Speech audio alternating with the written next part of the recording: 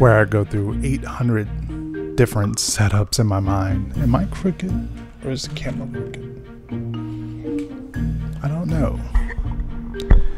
I'm gonna probably change the background or do something a bit more, I feel like. But anyway, to the video. What is up, everybody? Hello and welcome back to the channel. Howl O Scream, who we've talked about on this channel before. We already knew kind of the details that they were doing a scare zone only haunted Halloween event this year. We already knew that, but they released more recently their 10 themed scare zones and what they will be. So we're going to talk all about that. Stay tuned for the video. Let's get to it.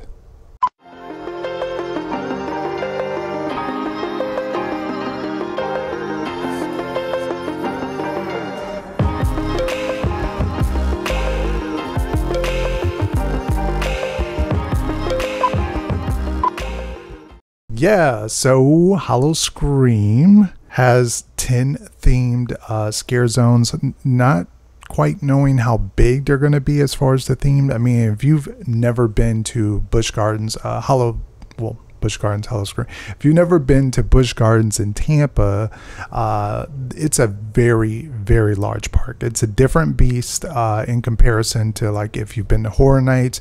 Horror Nights feels very small. So anyway, 10 themed scare zones. The first one is their bigger main one, which is the Lycan Landing, which is werewolves. And what's really cool is if you read into the details is, you know, when the campfire burns out, will you escape the glowing eyes leering through the trees, or will you share their cursed fate? So we know they're werewolves. They have glowing eyes, green sort of glowing eyes. That's going to be kind of cool.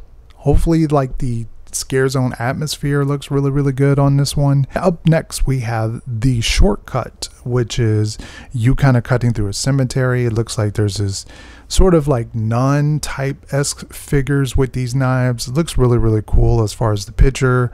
I imagine this is going to be a really cool structure to, like, you know, see in person.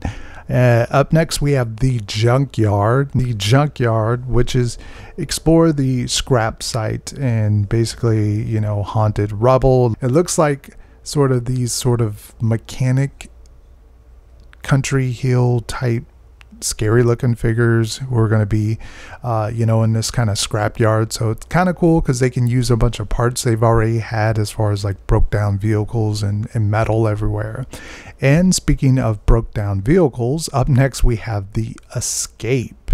The escaped inmates of Gary Echo Penitentiary seek their twisted own form of justice in a raid to deliver your sentence. So I imagine there's going to be lots of like fence type area, maybe like a big bus, you know, a lot of fog. These escaped inmates are coming to get us. I'm excited for this one as well. And then we have First Fear, which is kind of interesting. It says the icons of the haunted past are first frights to greet you, rising from the dead and bringing over 20 years of fear back to life. So they're going to actually have the icons that they did, I think it was last year, that was sort of their anniversary year. They're going to have those icons come back. This is kind of the first, I think, scare zone you're going to see when you come into the park. So the icons will be there. Then up next we have Manic Midway, which is backstage at the scariest show on earth with Sparky and his terrifying crew. So I'm assuming these guys with a name like Sparky, they're gonna have some very carny crew. So it's like more like a clownish type of zone. Probably some sparkers, some sliders, maybe some sliders. That would be kind of interesting to see again. Up next we have Deadly Toys, which people, you know, if you've gone to the event before, you've seen some of these zones or seen kind of hints of these zones before. So we've seen Deadly Toys before. You know, it's just murdering rampage with you in their sights. So it's, you know, giant toys that are spring to life. Then up next we have Hell on Wheels, which sounds like a really awesome TV show.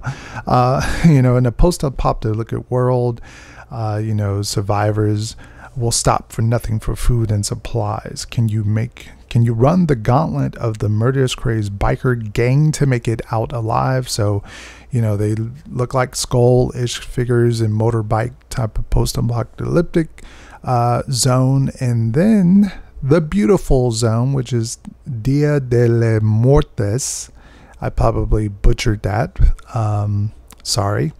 But they had the zone last year. If you saw it before, it's kind of their beautiful tribute for the Day of the Dead zone. It's going to have, you know, beautiful colors, that kind of projection on the wall, and these sort of these masked Day of the Dead skull characters. So kind of a beautiful zone. And then there's no mention if there's anything else between it. It says open air scare zones will take over the 335 acre park, offering physical distant frights as guests venture into the night. Yeah, that is it. You can get your tickets down below in the description. I'll have the info, the link.